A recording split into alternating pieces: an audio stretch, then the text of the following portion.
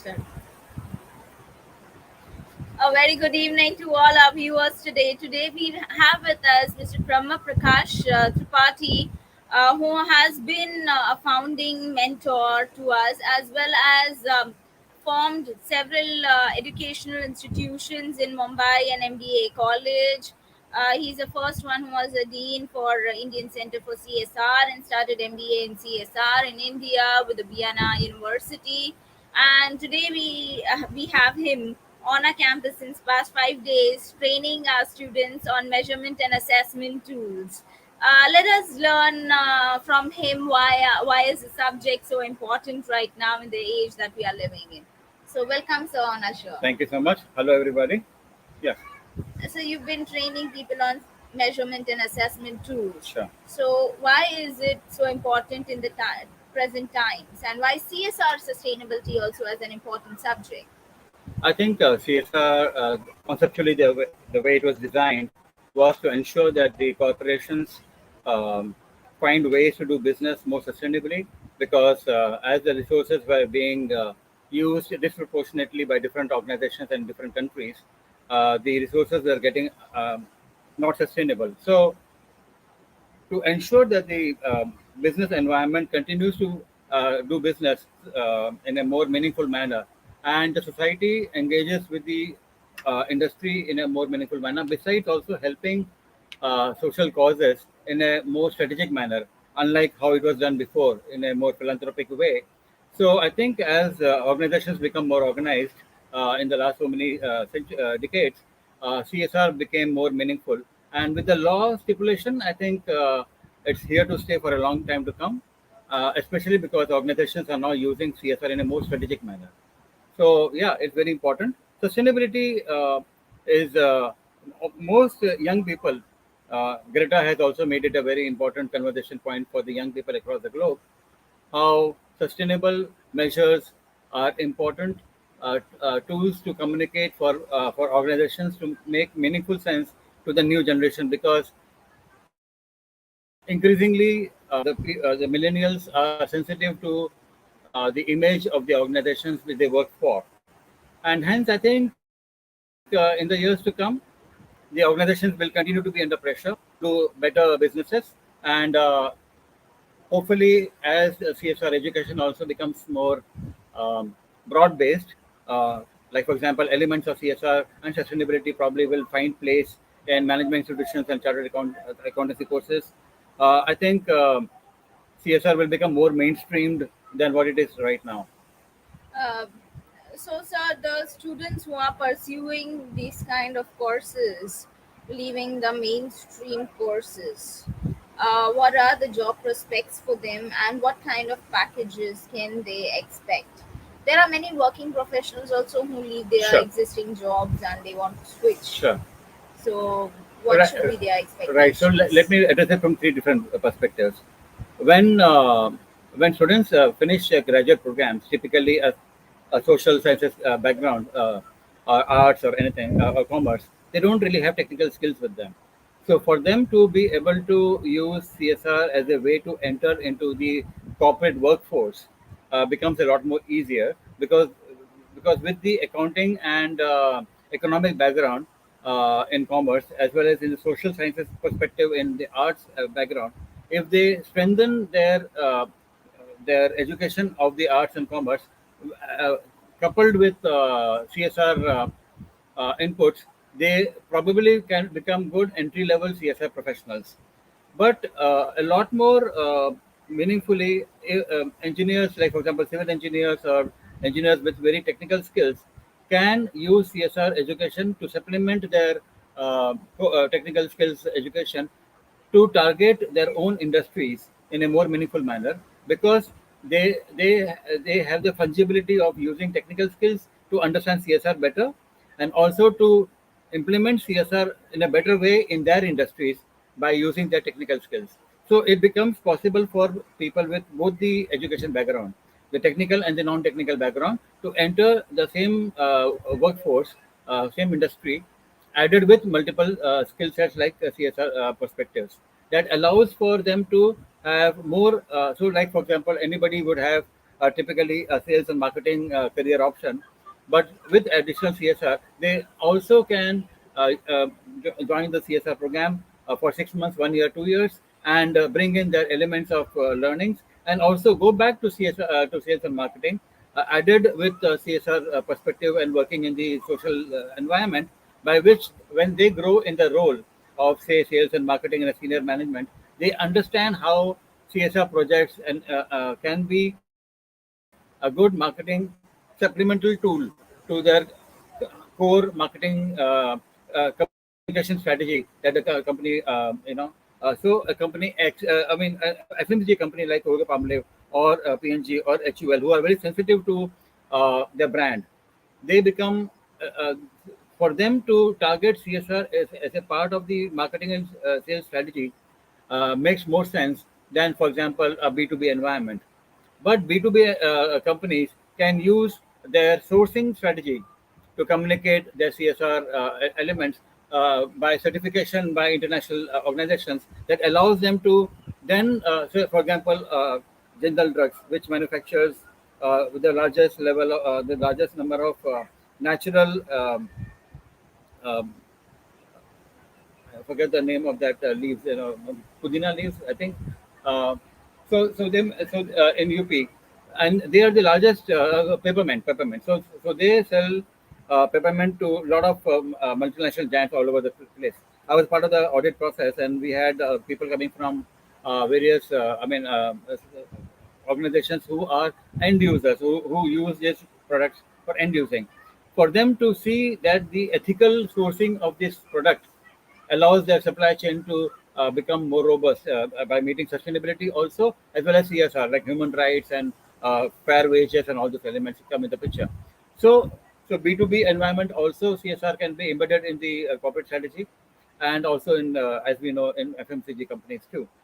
So in the real world, I think CSR is going to become a lot more integrated in the industry, and potential employees uh, who want to take it seriously, senior roles in their organizations, will have to find ways to understand how CSR is implemented both at the strategic level, at the policy level, and implementation level. And that's why evaluation and monitoring and evaluation becomes important, because that brings measurement tools, making CSR more accountable, like all other management tools are. Because most people would say social engagement is not measurable, but increasingly we are finding ways to make it more measurable and more accountable. That makes CSR a more potent management tool. So, So I think that it is here to stay for a long period of time. excellent, sir. Uh, so, sir, you've been with us since past 5 to 6 days. How has your stay been with Right. us, and what do you think about I think, conducting classes in this? yeah, when you told me the first time about this particular place, and I was like, I was very curious, but I had a vision of a small structure in some semi place. I had not expected it to be bang on the seafront. So it's very interesting to be over here, starting off with the coffee suits, ending with a t-shirt. I think I have also become more compliant to this environment. But more importantly, I think uh, creating a classroom environment in the middle of a natural environment. I think you score the point that coexisting with nature in all respect is possible. And as is education, imparting education, a serious subject like CSR, in a friendly, informal environment with these tools of technology that you have already brought in here is also possible.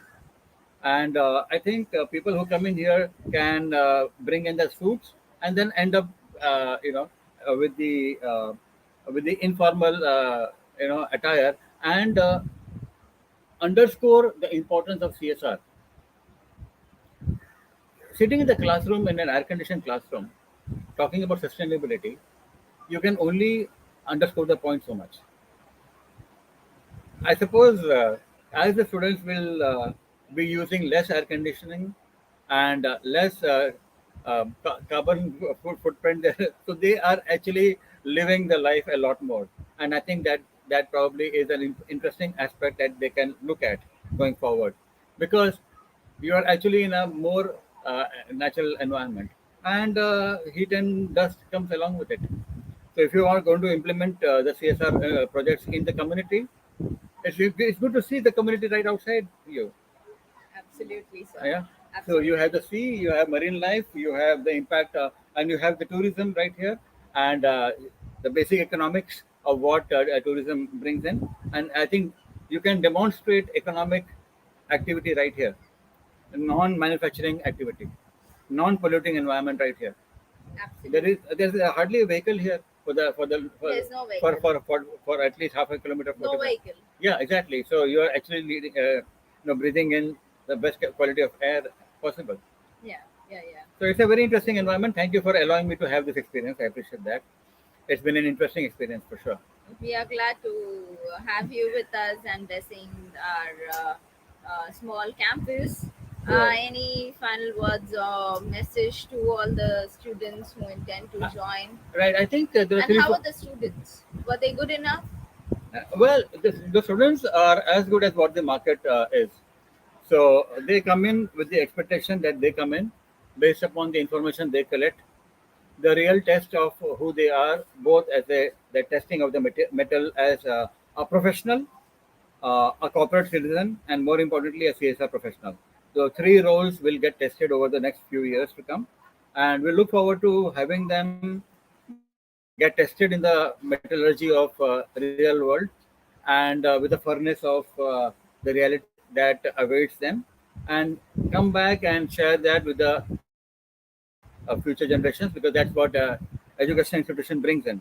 Any professional institution brings in a very robust um, pool of talent who go on to become the intellectual capital of the thought leadership gets created over a period of time.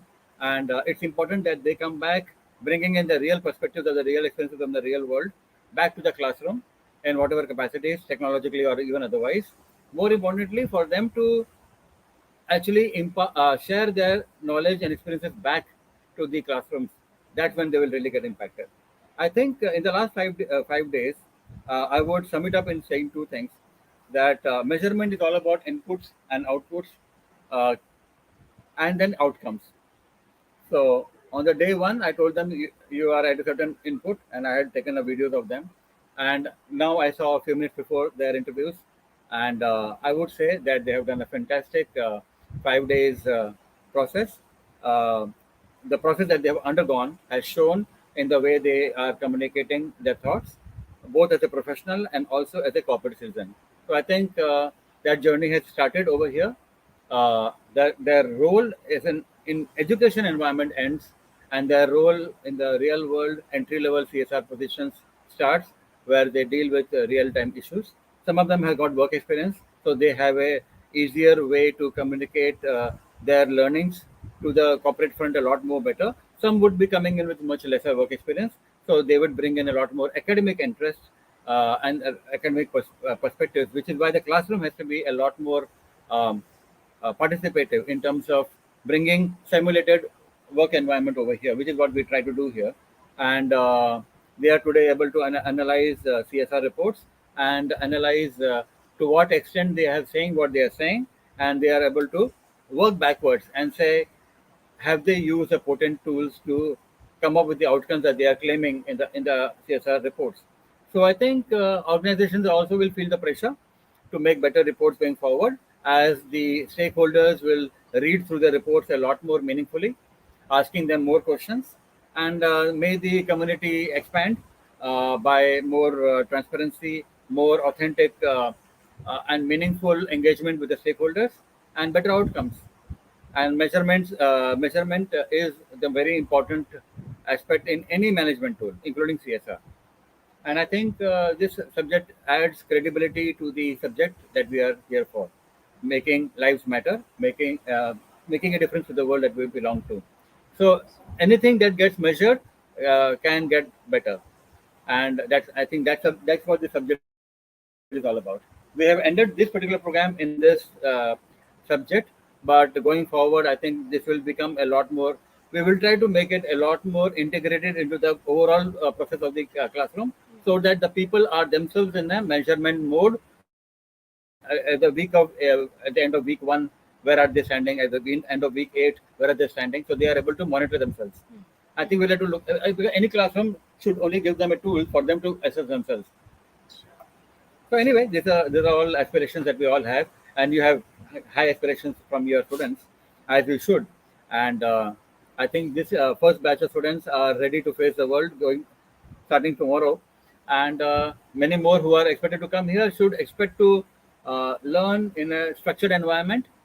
So they should bring in their structured understanding of life and corporate understanding and corporates. At the same time, they should be able to deal with inconsistent electricity and inconsistent air conditioning, No because air conditioning. no air conditioning, No air conditioning. because that allows them to get tested in the real world. When you Absolutely. are implementing CSR projects in the real world, you will not have air conditions around you. Yes. Thank you. Thank you so much, My sir. pleasure. On this note, thank you so very much. It has been an honor and pleasure having you with us over here. Thank you for your time. Thank you. So, thank you everybody for watching us. Whoever is looking forward to join the next batch of PGP in CSR and sustainability, please send in your CV at info@iicsr.com. So, this is the beautiful beach that you can see every evening. Thank you and have a great weekend.